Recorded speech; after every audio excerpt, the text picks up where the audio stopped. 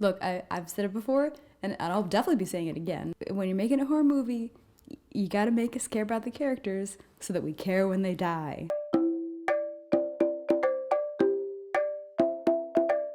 Hi, I'm Abby. Welcome to my YouTube channel. Welcome back if you're a returning viewer, and hello there if you're new. I hope you like gore for this one. If not, I would probably click away. But I mean, you saw the title, you know what we're doing here.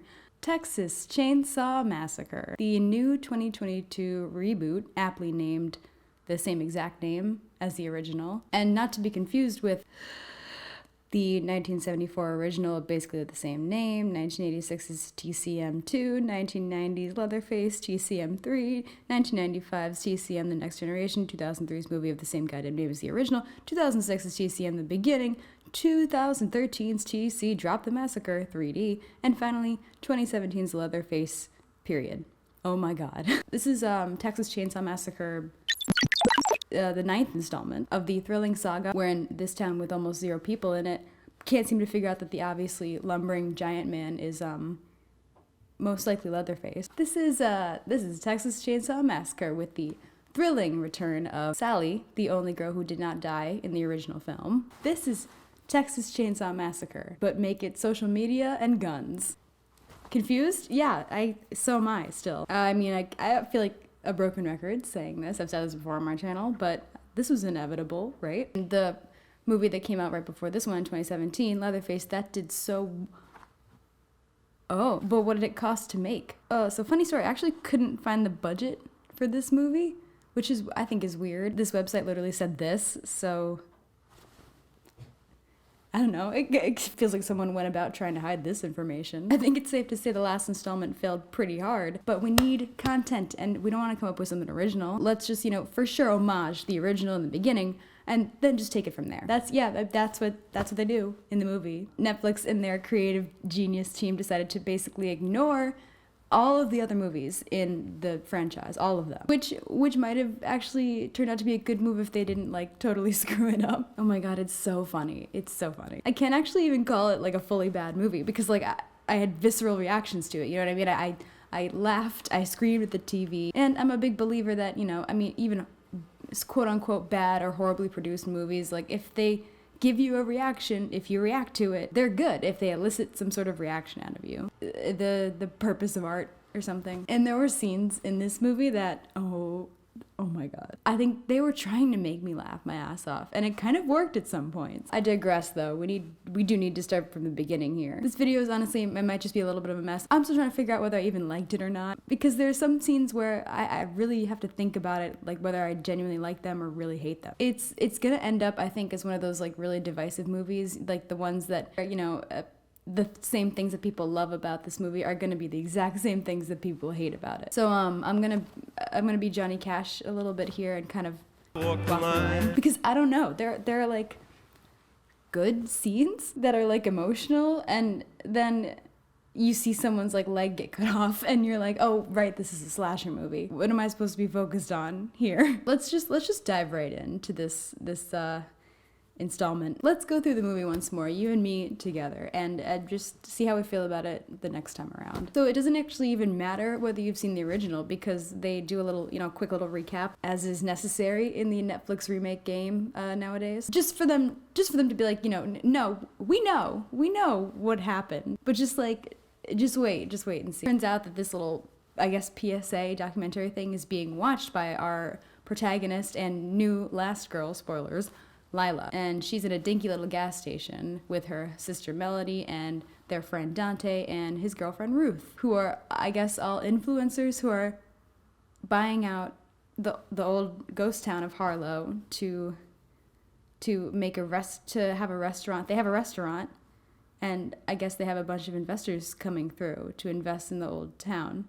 Now, why you would want to invest in a town in the deep bowels of Texas that has an infamous unsolved murder is beyond me, but they're adventurous. So Lila is with Melody and Dante, and gas station worker, right after they leave, kind of, he's nice to them, but then after he leaves, he goes, gentry poopers.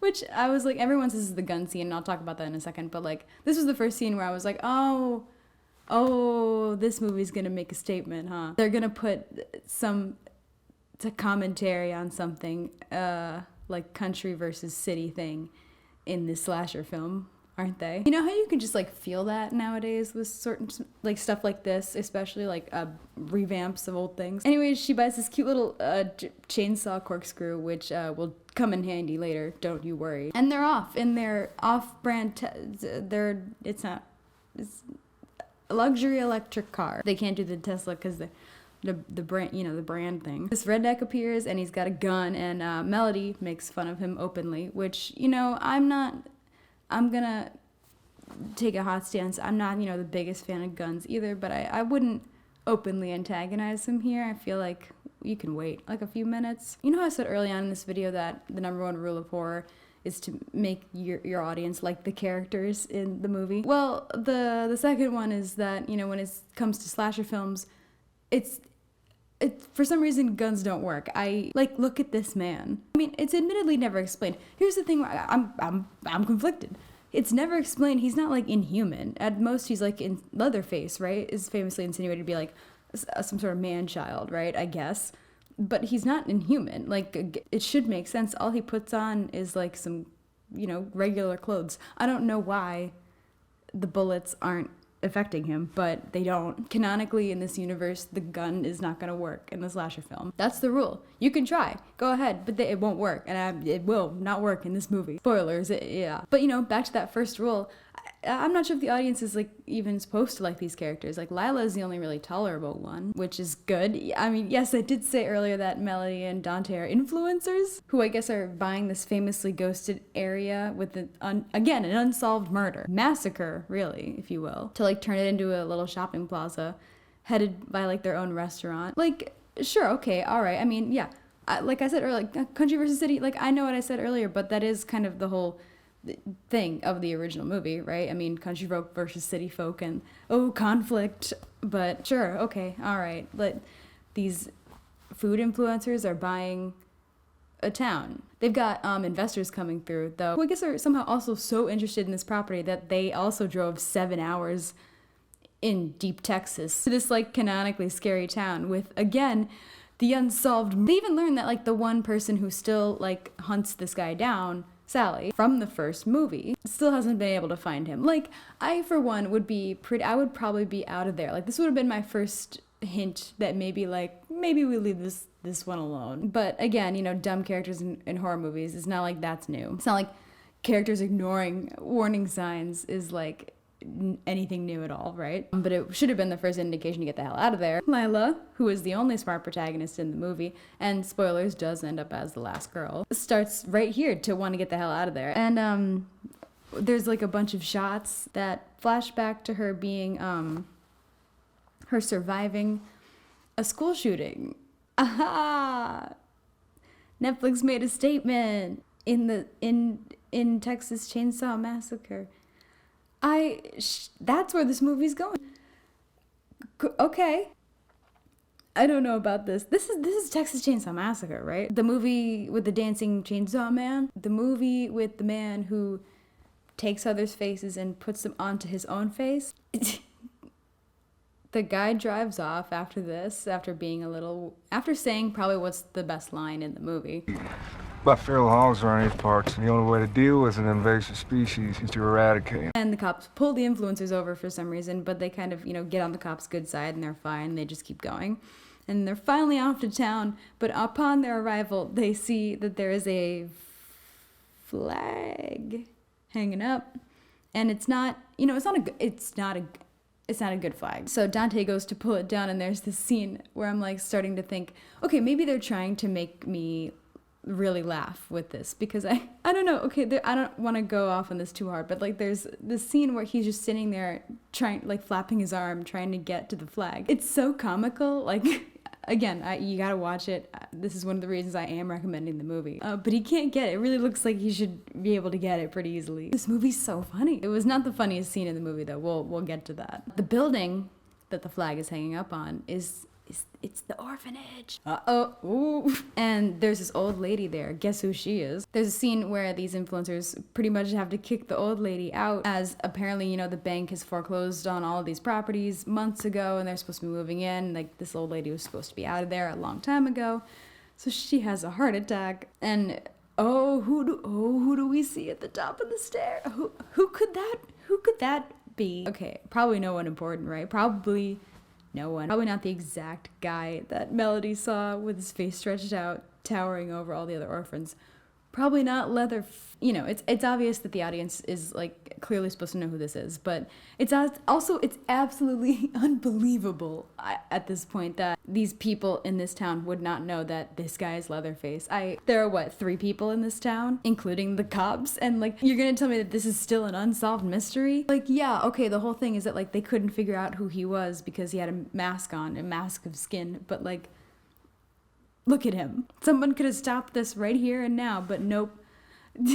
This movie said a cab. Dante's girlfriend, Ruth, whose name I had to look up, and who had this, like, very brief subplot of, like, there was one look she gave her husband where it was like, maybe they don't want to be married, but, you know, nothing happens because, they're not going to make it very far. She decides to go to the hospital with the big boy and the old lady, which turns out to be the worst idea of all since the old woman croaks on the way to the hospital. And now there's only 2 people in this town. And while all of this is going on, Lila goes down to talk to Gun Boy, whose name is Richter. I know nothing about guns, but when I heard this guy's name, I thought this was like some sort of gun joke at first, but I went to look it up, and it's like a Soviet military autocannon, so probably not. His name is Richter. That's it. To break the tension, to put it horribly, like between Shooter and Shootee.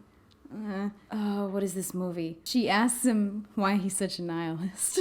Which, girl, I don't know how you saw, like, 18th century French philosopher Jean-Paul Sartre in this, like, hokey redneck boy, but I'm not sure you know what a nihilist is. I went to college in Massachusetts, okay? Which is to say, I've definitely dated many a grandson of the type of men that Sylvia Plath would encounter.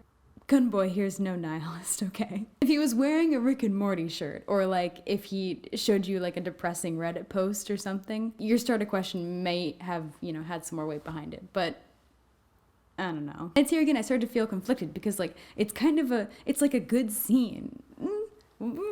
She talks about like being a survivor, and he kind of like teaches her how to like pick up, but importantly not shoot, remember that for later on, a gun. And he like gives her a cigarette, and it's like, you know, he feels sympathy for her, obviously, and she's like, what's it like to shoot a gun? It's like a nice scene, but it feels really pandery, you know. It's like they're really walking the line. What happens, right, when these 2 types of polar opposite personalities are confronted with each other in, you know, an odd and, you know, disrupting setting? And then you remember, of course, that you're in a slasher film. The old lady dies, right, on the way to the hospital, so Ruth texts Melody that this has happened. And right after the text is sent off, we get the first real, you know, good gore scene here. Which there are actually a lot of those, too, in this movie. Understandably, you know, Lumberjack Boy freaks out because the old lady's dead.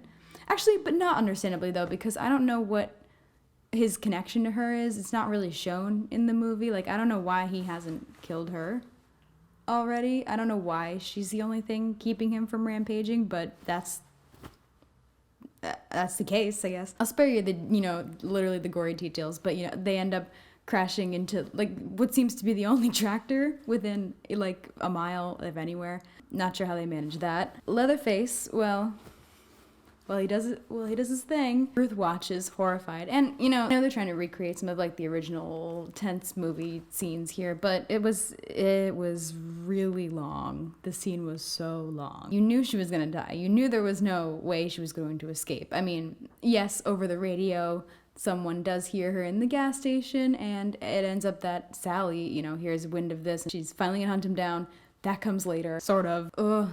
And then she kind of dies in, like, a disappointing way. You know, she's sitting there watching him skin the old lady's face off and wear, like, a pair of Raycon earbuds. And, you know, walks over to her and just kind of, like, just chokes her a little bit. Kind of, you know, It's just a boring scene. I don't really want to describe it.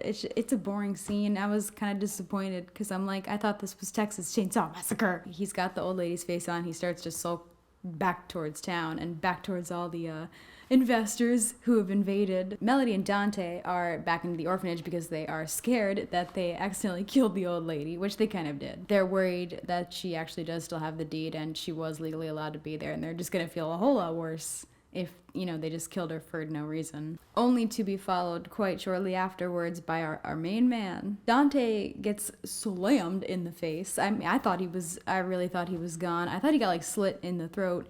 He lost a lot of blood. I don't know how he got up. Yeah, he got up. Melody also managed to escape him for now. Dante stumbles onto the street. Well, Melody gets a really good look at Leatherface, and Richter actually sees Dante stumble out, pretty much watches him bleed to death. He sets him down on the ground, goes into the orphanage with his gun loaded. And because this is a slasher film, the gun has absolutely no use. He doesn't really get to use it, and he just gets pommeled into the ground. Before this happens, though, he does get a pretty solid hook on Leatherface because, this is the coolest scene in the movie, I think. Melody, under the bed, manages to inch her foot so that the mirror that showed him hiding behind the door right before he attacks, so that the mirror, shows him hiding behind the door right before he attacks Richter. I loved that. What can I say? It's cool. It was a good and it was a tense and scary scene. Even a broken clock is right twice a day. But once again, this scene also just kind of proves that guns are canonically useless in this universe, which is something we should already know because it's a slasher film. Richter did take the keys for some dumb reason that I forget from the group before all of this, though. So Melody has to actually grab them and, try to escape Leatherface now. He gets out his chainsaw, ooh, cool. The original chainsaw, yeah. And he revs it up, eyeing this, the bus full of partying investors off in the distance. Melody hears Lila calling for her and obviously starts to freak out even more. Meanwhile, we happen upon Sally, again, the only surviving person from the last film. And she's butchering a pig, which I don't understand. I don't know if I could do that, be that close in proximity to meat like that after what happened to me. No judgment, though. I mean, whatever gets you through the night. She gets ready. She's gonna go finally hunt this guy down. Again, though, you guys live in the same town, supposedly, right? She's not a far distance, right? From, they did this girl so dirty in this movie, and for multiple reasons. For some reason, I guess she just wasn't sure where to start. But the guy, Leatherface is 7 feet tall. I don't know how many people live in this town, and I don't know how many of them are that, big in stature that you'd have to do a lot of looking if you were that. This whole revenge plot with her just feels really shoved in, and it's really weird. I'm not sure how to feel about it, but they just do her dirty in here. I don't know why they did the things they did to her in this movie. For some reason, she doesn't go straight to the orphanage that, the whole hubbub is happening at. She goes to the tractor where the ambulance crashed earlier. I don't know why she's 3 steps behind everyone. That doesn't, I don't know why she would go there, but she sees, the corpse of the old lady and her face not there, which again, unnecessary, right? I don't know why. She starts to chant, I fear no evil, which that is not, for a reason, again, that is not revealed. If she religious? Is this a Bible story? The old lady's room was filled with Jesus stuff. I don't know what's happening. Is Texas Chainsaw Massacre 2022, is it a Bible story? I fear no evil. She gets back in the car and she looks at the picture of her dead friends, which is something she does quite a lot in this movie. She's re-inspired again to fight Leatherface. But as soon as she actually gets a chance to fight Leatherface, as soon as she actually goes to the place where everything is actually happening, she walks into the orphanage, she sees him, and she doesn't shoot him. I was yelling at the TV at this point. I am not a gun girl, but I was like, girl, you can't just, she just sits there. She stands there and she has the gun pointed at him. Tell me you're the one who killed my friends. Girl, we know. He knows, it doesn't.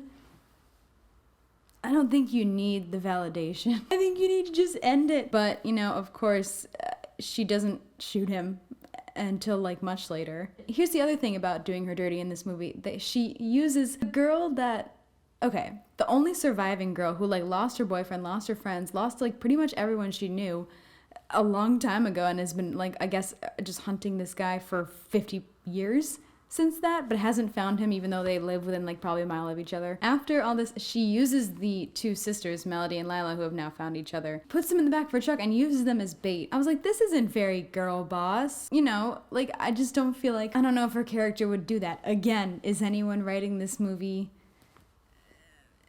aware? And they're just screaming there. I don't know. It's a weird scene. Again, I just don't think that the girl who lost some people that she knew so tragically would, again, use others as bait. Maybe she would. Maybe I'm putting like too much morality onto this woman. After this, you know, big build-up with Sally, she like sort of shoots him. I can't even remember actually if she shot him before or after, but he gets her. He shoves the chainsaw right up her spine and basically throws her 30 feet away into like a pile of trash. But don't worry, she's still alive. Somehow. This movie is wild. Melody has somehow also managed to like escape the orphanage in a very gross way that, again, I'm not going to explain because I kind of need you to go see this movie. But Leatherface has already moved on. Like, he's already moved on to the bus full of people. And that's cool because, you know, an actual massacre happens, you know, that's the movie title. Yeah. It's a great scene, actually. He hacks everybody up. There is this weird scene right beforehand, though. The group of investors sees this giant man. Presumably they know, right, about the unsolved murder and unsolved murder, Leatherface, and all this stuff from years before. It's like mentioned, sort of, like they're not unaware of it, or maybe they are. I don't know. I don't remember. I only watched this last night too. That's how kind of like boring it was, but that's a whole different thing. They all hold their phones up as if this is like an attraction of some sort. You know, I don't know. I feel like people might react differently. I don't know if they've quite got the grip on social media that they think they have. He hacks everyone up, aside from Lila and Melody, who, of course, through the skylight managed to escape after, yes, she uses the little chainsaw corkscrew thing to stick him in the leg. Kind of cool, a little disappointing. I don't know. Fine, great.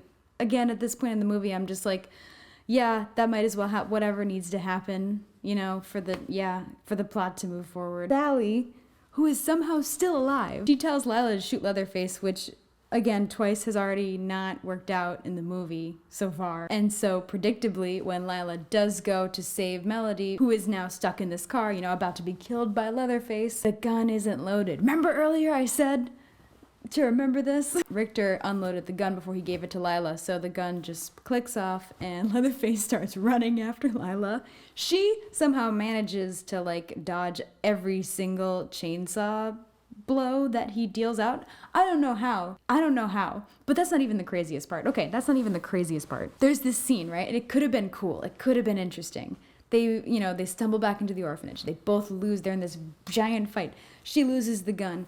He loses the chainsaw, and they both dramatically stop, like, on the ground. Leatherface just kind of takes her and slams her into the water, and they both go down. Like, there's no sound. There's nothing happening. There's just kind of, like, a pan of the camera of, like, the room until the water, you know, stops bubbling.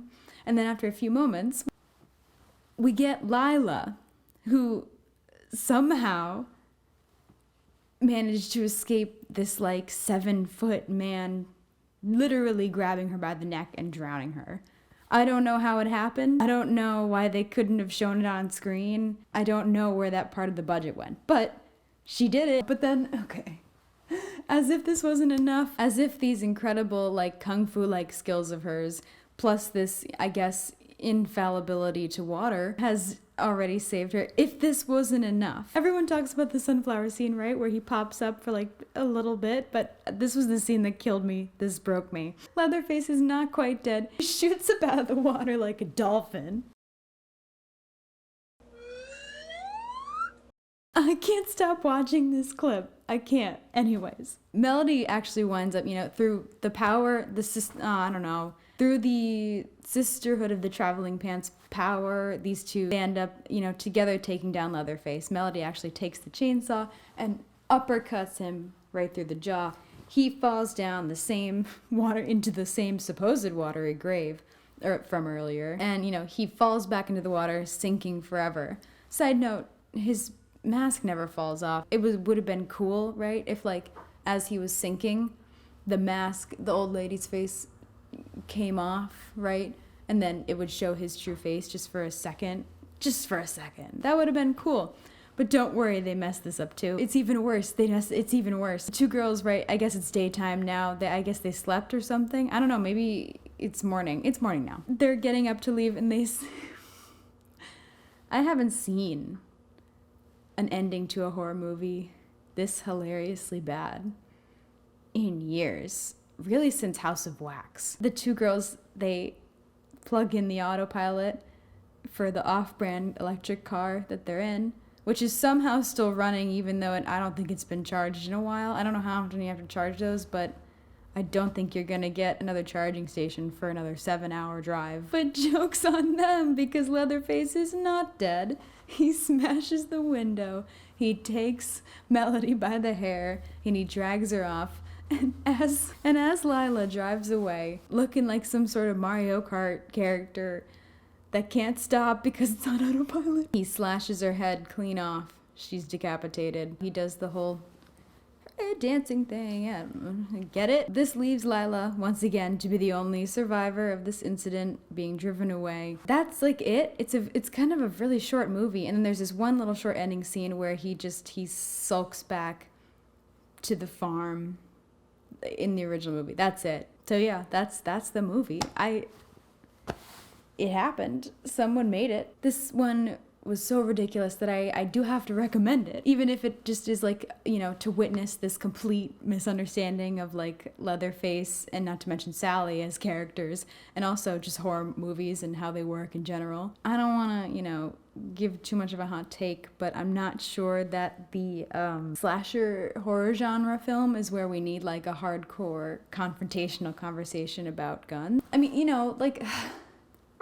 the country folk versus city folk thing, that was there. That was in the original. It's fine, right? It makes sense that that's what they tried to go for here, because they just, ignored all the other movies. It's really short. The movie's really short, though, which is impressive because it tries to tackle 1,000 different things other than the main thing. The man wearing the skin mask, murdering everyone. I could go on for a while, right, about the last scene of the not Tesla driving away and how funny it was, or how it made me think that maybe a better ending would have been her running out of electricity somewhere in the middle of nowhere. I don't know, something. I could go on about how they completely misunderstood these characters, having Sally, introduced butchering a pig after her entire social circle was murdered. Doesn't really line up to me. I could even go on about how some scenes are actually really good in a weird way. And some of the gore scenes are obviously, they're fantastic. They're pretty good. But I'm not gonna do that. I don't know where I land on this movie.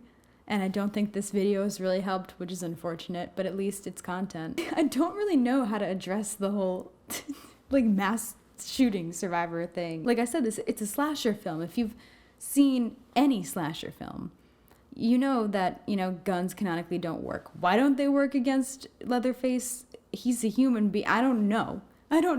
They don't answer that for you in this. Don't look for that answer in this movie. But they don't work in this universe. But at the same time, there's this subplot of Lila easing into the idea of shooting a gun. Don't get me wrong, right? The whole idea of somebody, I don't know, being a pacifist, or someone who had a bad experience with this type of weaponry, now having to use that weaponry to protect the people they love. That's been done, and it's been done well.